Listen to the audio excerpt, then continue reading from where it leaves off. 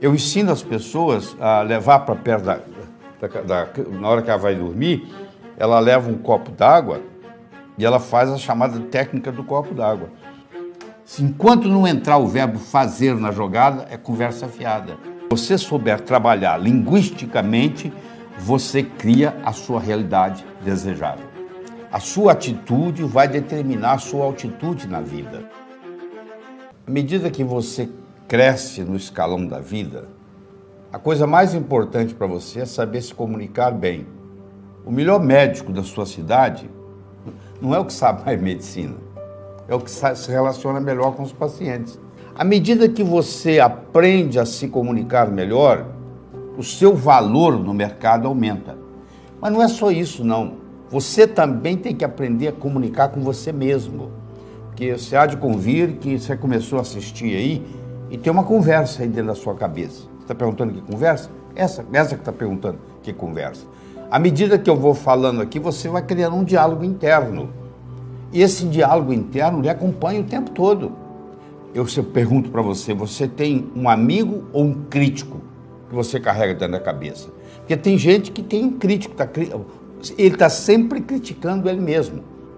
E agora, se você tiver uma voz amiga que vai te estimulando, faz toda a diferença. E isso não é nada mais, nada menos do que a chamada comunicação intrapessoal.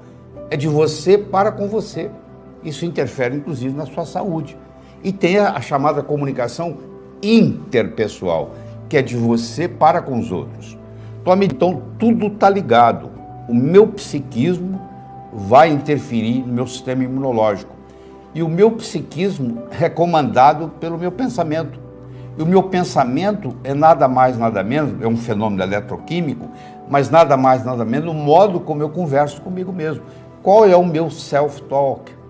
Como é que eu cuido de mim? Se eu pudesse aumentar essa voz que tem na minha cabeça, eu estaria elogiando a mim mesmo, eu estaria criticando a mim mesmo.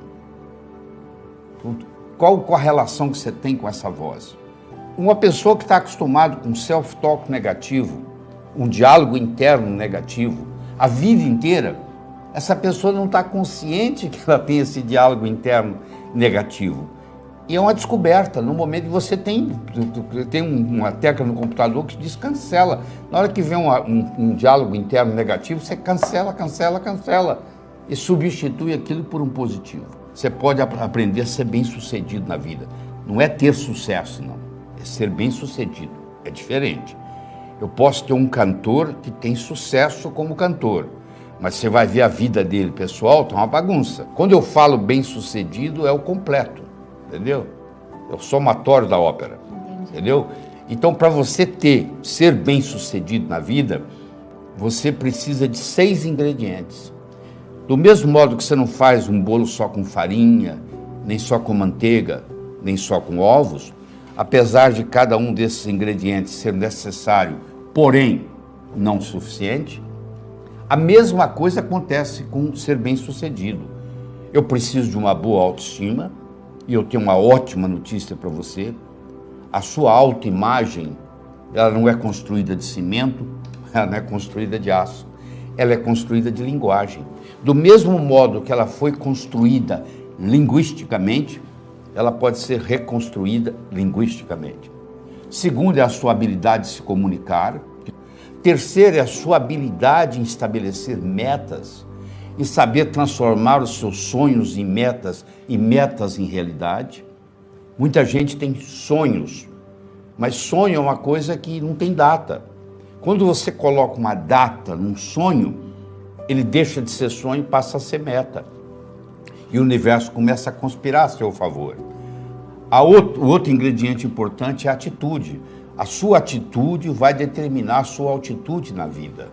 Então, se você tem uma atitude de cortesia, de amizade, de querer o bem de todo mundo, para eu perder, para eu ganhar, você não precisa perder. A dedicação ao trabalho. O único lugar que eu conheço que sucesso vem antes do trabalho é no dicionário. Sucesso você conhece, trabalha com T. Mas, por outro lado, trabalhar só também não resolve. O operário de fábrica trabalha a vida inteira, aposenta com salário mínimo. O último ingrediente, que às vezes a pessoa tem dificuldade em entender, é você ter ambição. Ambição no bom sentido. É o que o japonês chama de Kaizen, melhora contínua. Hoje melhor do que ontem, amanhã melhor do que hoje. A ambição que eu digo aqui é uma ambição saudável, é uma ambição de fazer o hoje melhor do que ontem, o amanhã melhor do que hoje. Isso você vai passo a passo construindo. Quando você coloca esses 6 ingredientes da receita e você dá uma pitadinha do que diferencia o profissional do amador, que é paciência e persistência, o amanhecer só vem depois da noite toda ter passado, esse sucesso imediato da noite para o dia não existe, isso é uma ilusão. Na era da agricultura, mandava no mundo quem tinha terra. Na era industrial, passou a mandar no mundo quem tinha capital, quem tinha dinheiro. Hoje a moeda mudou e muita gente não se deu conta disso ainda. A moeda hoje chama-se informação. Você é rico ou você é pobre em informação. Qual o valor de uma moeda de ouro no fundo do Oceano Atlântico, onde ninguém consegue chegar lá? Não tem valor nenhum. Ela só vai ter valor quando ela estiver na mão de alguém. A informação só tem valor quando ela passa de um cérebro para outro. Não adianta o conhecimento que eu tenho aqui. É o quanto desse conhecimento que eu posso passar para você nesse período que nós estamos juntos. Eu sou capaz de fazer isso se eu fizer o uso adequado do processo de comunicação. A boa notícia que eu tenho para você é que ninguém vai num berçário e diz assim, aquele ali vai ser bom comunicador, aquele não vai, aquele vai. A comunicação é uma coisa que você desenvolve com o passar da vida. Agora, se você nunca se interessou por isso, você vai estagnar, porque você vai ver que a pessoa que ganha, o político que ganha a eleição, ele comunica melhor, por isso que ganhou a eleição, entendeu? Tem gente que não consegue se comunicar com si mesmo, entendeu? O self-talk, o diálogo interno está comprometido. Isso repercute diretamente no sistema imune. E o sistema imune é a espinha dorsal da nossa fisiologia. Você encontra uma pessoa pela primeira vez, isso tem estudo mostrando, os primeiros 3 a 4 minutos, você vai tomar uma decisão com relação a essa pessoa. Se você vai gostar dela, se você não vai, se você vai confiar nela, se você não vai. Se você passa uma impressão de desonesto, você pode praticar honestidade o resto da vida, mas aquela pessoa vai achar você desonesto. Então você nunca tem uma segunda chance de causar uma primeira boa impressão. Nós somos animais de hábitos. Se você filmar alguém, você vai ver que ele senta na mesa para tomar o café da manhã, ele encosta a xícara nos lábios 19 vezes, por exemplo. Amanhã vai ser 19. É mais ou menos igual. Ele sai, ele para nos mesmos semáforos, ele cumprimenta as mesmas pessoas, ele entra no piloto automático. Isso ajuda em grande parte, porque você não precisa ficar pensando em nada, tá? Mas, por outro lado, como o mundo hoje é rápido, nós vivemos num mundo que se caracteriza por ser muito rápido, um mundo muito instável, né? Com a mudança constante. Então, nós precisamos estar constantemente, eu digo, nós temos que mudar para permanecer. Então, mas nós queremos coisas que sejam convenientes, confortáveis e conhecidas. São os 3 Cs. Só que as grandes transformações, elas ocorrem fora da zona de conforto. Toda grande transformação que ocorrer com você vai ocorrer fora da zona de conforto. Se você mantém a zona de conforto e você tem conveniência, conforto, tudo conhecido, você não tem as grandes transformações, elas não ocorrem. Eu ensino as pessoas a levar para perto na hora que ela vai dormir, ela leva um copo d'água e ela faz a chamada técnica do copo d'água. Ela pergunta assim, porque assim, o nosso cérebro funciona assim. Tudo aquilo que você vivencia nos últimos 20 minutos antes de dormir, rumina no seu cérebro a noite inteira. Tudo aquilo que você pergunta para o seu cérebro, porque nós dormimos, em média, 8 horas por noite. Você já pensou que bonito você aprender a colocar o seu cérebro para trabalhar para você enquanto você está dormindo? Olha o quanto que isso vai alavancar a sua vida. Então eu ensino a técnica antiga, milenar, do copo d'água. Eu faço a pergunta que eu estou querendo resolver hoje à noite, como é que eu vou fazer essa decisão amanhã? e toma um pouquinho de água. E esse copo fica lá na cabeceira, lá no criado mudo. Amanhã eu acordo, vou lá, tomo outro golinho d'água. O meu cérebro faz uma conexão entre a pergunta e a resposta. Eu fiz a pergunta, tomei um golinho d'água. Quando eu tomo outro golinho d'água amanhã de manhã, eu desencadeio a resposta que o cérebro trabalhou. E é impressionante. Às vezes você está tomando café da manhã, às vezes você está dirigindo para o trabalho, de repente a ideia vem. Então eu ensino as pessoas a descobrir qual é a finalidade de vida. Qual é a sua finalidade de vida? Para que você nasceu? Eu, sei lá, 30 e tantos anos atrás, fazendo essa técnica, eu descobri transformar as pessoas de uma forma alegre e poderosa, com amor e sabedoria. Todas as vezes que eu alinho as minhas metas com essa finalidade de vida, que nunca vai terminar, ela só termina o dia que eu morrer, isso veio da minha cabeça, do jeito que eu estou ensinando aqui. Eu fiz isso, sei lá, uns 20, 30 dias seguidos, e de repente eu estava tomando café da manhã e isso desceu. Quer dizer, o meu cérebro, o meu inconsciente respondeu. Nós não somos seres humanos tendo uma experiência espiritual. Somos, sim, seres espirituais tendo uma experiência humana. A linguagem, ela pode gerar ou não ação. As pessoas bem-sucedidas, elas usam uma linguagem que gera ação. As pessoas que não têm o sucesso almejado, elas usam uma linguagem que não gera ação. Eu vou dar um exemplo para você. Você imagina, eu começo um discurso e digo assim, eu gostaria de agradecer. Até agora, não aconteceu nada. Se eu disse que eu gostaria de agradecer, ainda não surgiu o agradecimento. Agora, se eu começo a falar e digo assim, eu agradeço. Olha só, na hora que eu coloquei o verbo eu agradeço, aconteceu um agradecimento. Na hora que eu falo eu gostaria de agradecer, não aconteceu nada. Não interessa onde você estiver, é aqui. Não interessa que hora for, é agora. Você já percebeu que você vive num eterno? A vida é um eterno aqui e agora? Aliás, quando você permanece no aqui e agora, você está vivendo. Porque o passado já passou e o futuro ainda não chegou. Você só tem felicidade disponível quando você aprende a viver o momento. Estou aqui e agora. Se eu estou no celular e estou conversando, eu não estou fazendo nenhuma coisa nem outra. Nós somos animais linguísticos. E através da linguagem, nós criamos a nossa realidade. Então, se você souber trabalhar linguisticamente, você cria a sua realidade desejável. Semelhante atrai semelhante. Você quer ver? A água vai correr para onde? O esgoto. O esgoto vai correr para onde? Para o rio. O rio vai correr para onde? Para o mar. Você vê que para onde vai a água? Vai buscar a água. Você acha que ódio vai para quem? Para quem tem ódio. Você acha que amor vai para quem? Para quem tem amor. Então, a tendência do semelhante a atrair semelhante é muito grande. Então, olha que interessante. E existe uma regra chamada regra de ouro, que na realidade, na minha opinião, ela é extremamente furada, que diz assim, faça aos outros o que você gostaria que fosse feito a você. Isso é a maior mentira que eu conheço. Se eu convidar você para jantar na minha casa, eu não vou lhe servir meu prato favorito. Pode ser que você não coma. Eu vou saber o que você gosta.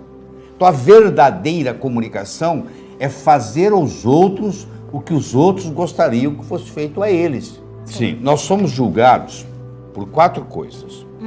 Nós somos julgados pelo que nós fazemos. Você pode ir numa festa, você pode marcar no relógio, você começou a conversar com um estranho, você pode marcar no relógio que não vai demorar 10 minutos, a pessoa vai te perguntar, o que você faz na vida? Olha só, eu tenho 2 pedreiros, um trabalhando ao lado do outro, na mesma construção. Eu chego perto do primeiro pedreiro e pergunto assim, o que você faz na vida? Ele fala, eu sou pedreiro, eu coloco um tijolo em cima do outro. Eu chego perto do segundo pedreiro e pergunto, o que você faz na vida? Ele fala, eu sou pedreiro. O que você está fazendo? Eu estou construindo o Maracanã é um dos maiores estádios de futebol do mundo, que vai ficar aqui para a posteridade. Olha a diferença. O pedreiro que vê um tijolo em cima do outro, pode passar 20 anos, ele vai continuar colocando um tijolo em cima do outro, ele é pedreiro. O que está construindo o Maracanã, eu posso te garantir que logo, logo ele vai abrir uma construtora. Ele não vai ficar colocando tijolo. A visão dele é construir Maracanã e não colocar um tijolo em cima do outro. Então, o modo como você descreve o que você faz muita diferença. Nós somos julgados pela nossa aparência, mas não é estar bem vestido, não. Aí que a pessoa não entende. É estar adequadamente vestido para a ocasião. Somos julgados pelo que nós falamos. Enquanto você não falou nada, ninguém sabe se você é inteligente ou deixa de ser. No momento que você falou e falou besteira, uma palavra falada, uma oportunidade perdida, uma flecha lançada, não tem volta. Por isso que a gente tem 2 ouvidos e uma boca. Nós somos feitos mais para escutar do que para falar. Mas o quarto é o mais importante de todos.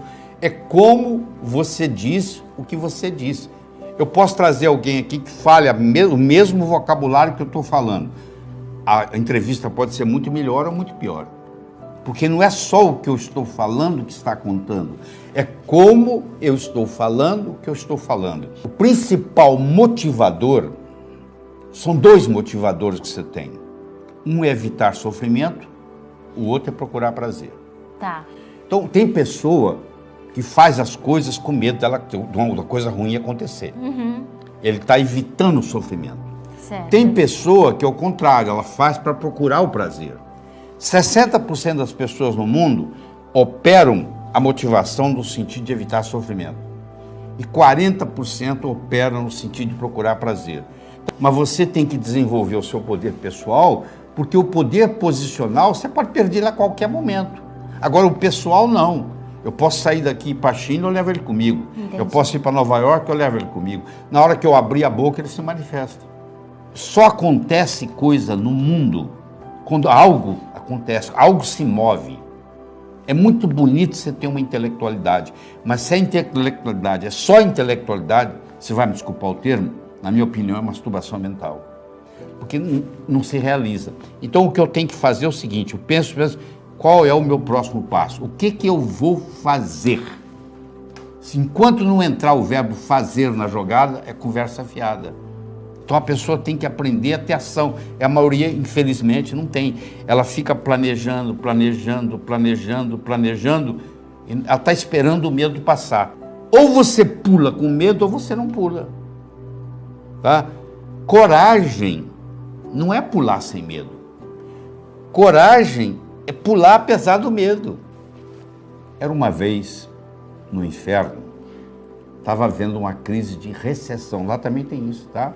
Estava faltando pecador, você acredita nisso? E aí a equipe de marketing do inferno se reuniu para discutir uma estratégia de marketing para fazer mais gente ir para o inferno. E o diabo-chefe liberou para o pessoal dar opinião. Aí um dos capetas lá levantou a mão e disse, eu sei como fazer isso. Como é? É muito simples, a gente faz assim, ó. A gente faz todo mundo na Terra gastar mais. Mas o que isso tem a ver com vir para o inferno? Ou ele vai gastar mais, para gastar mais tem que ganhar mais. Para ganhar mais tem que trabalhar mais. É trabalhar, ganhar, gastar, trabalhar, ganhar, gastar, trabalhar, ganhar, gastar, trabalhar, ganhar, gastar. A vida vai passar, eles não vão evoluir, vão terminar aqui no inferno. O diabo falou, é uma boa ideia, eu quero saber mais. Um outro capeta-chefe levantou a mão. Eu acho que a gente tem que fazer o seguinte, nós temos que destruir o amor próprio do ser humano. O cara não vai gostar mais dele. Ele só vai gostar do outro, ele só vai se preocupar com o outro, ele só vai fofocar da vida do outro, ele não vai evoluir, vai terminar aqui. O diabo falou, tá muito bem, também gostei. Mas tem mais alguém? Aí tinha um capetinho estagiário. Você sabe que o estagiário gosta de dar opinião, né? Levantou a mão. Aí o diabo olhou para ele, viu que ele é estagiário, o que você está querendo? Eu posso dar minha opinião? Ele falou, pode, qual a sua opinião? Eu acho que a gente tinha que fazer o ser humano pensar que ele ia viver para sempre. Aí o diabo perguntou, e o que tem a ver com pensar que vai viver para sempre, vir para o inferno? Ou ele vai pensar que vai viver para sempre e vai deixar o importante para amanhã, para amanhã, para amanhã, para amanhã. O tempo vai passar, ele não vai fazer nada, porque vai deixar tudo para amanhã, ele vai morrer e vai terminar aqui. Aí o diabo pensou, falou assim, é interessante isso. Vamos implementar? Então, com a permissão de Deus, ele implementou. Sabe o que ele fez? Ele colocou na mente de cada um de nós a semente da eternidade. Você pensa que seu primo vai morrer antes de você, que seu colega de turma vai morrer antes de você, que todo mundo, que o seu sócio vai morrer antes de você, mas você não, você vai fazer um truque, vai enganar a morte. Você está procurando descobrir um jeito de enganar a morte, mas você acha que você vai ficar aqui mais do que todo mundo. Isso é consequência dessa semente da eternidade que foi colocada na nossa cabeça. Mas isso é uma ilusão. Você vai no cemitério, está cheio de gente reclamando que não teve tempo de fazer nada. Todo mundo que está nos assistindo aqui, inclusive nós aqui, nós nascemos nus, ninguém nasceu de roupa, e temos 24 horas por dia. Ninguém tem mais nem menos, pode ser o pobre, pode ser o novo, pode ser o velho. Nós temos 24 horas por dia e nascemos nus, iguaizinhos. O que você faz com as 24 horas é que faz a diferença. Então, uma vez Andrew Carnegie, aquele que construiu o Carnegie Hall em Manhattan, foi perguntado para ele, senhor Carnegie, o senhor que é o homem mais rico do mundo, na época ele era, se o senhor tivesse que dar um conselho para uma pessoa, agora, simples aqui, para ela enriquecer, para ela ter sucesso, o que o senhor diria? Ele falou, eu diria o seguinte, toda noite antes de você dormir, você faz uma lista das 6 coisas mais importantes que você tem que fazer no dia seguinte.